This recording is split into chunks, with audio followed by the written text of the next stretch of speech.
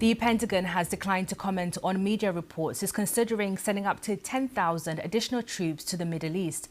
It would mark a significant boost to U.S. military presence in the region amid growing speculation that Washington may be preparing a ground operation in Iran.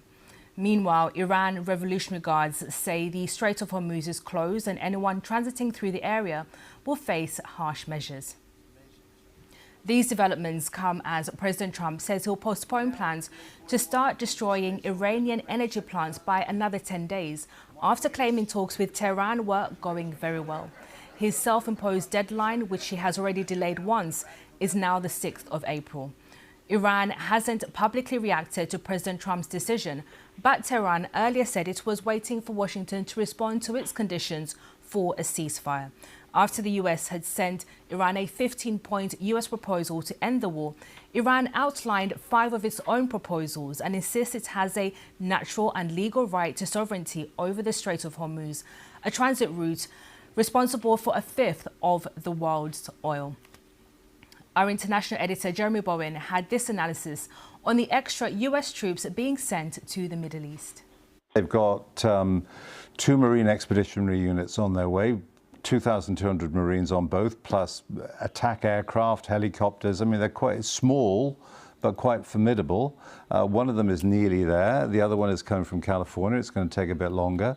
There are supposedly about 3,000 paratroopers from the 82nd Airborne on the way. They are lightly armed. Their job is basically to go in and hold something until the guys with the heavy equipment can come.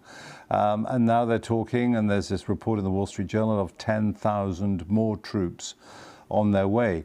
I have to say, this doesn't mean that they're tooling up for an invasion of Iran.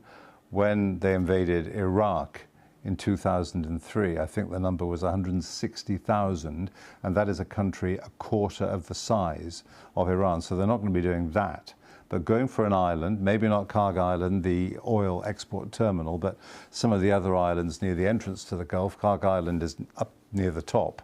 And there's some islands around the entrance to the Gulf which may be a base for trying to control who goes in and who goes out. But you know, one thing that has been quite clear in all of this in the last month is that while the Americans appear to be making things up as they go along sometimes, President Trump, because he does oscillate wildly in the things that he says, the Iranians appear to have a plan.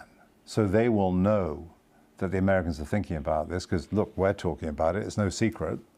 And so they will have a plan to try and make it as painful as possible for the Americans if they do that. For example,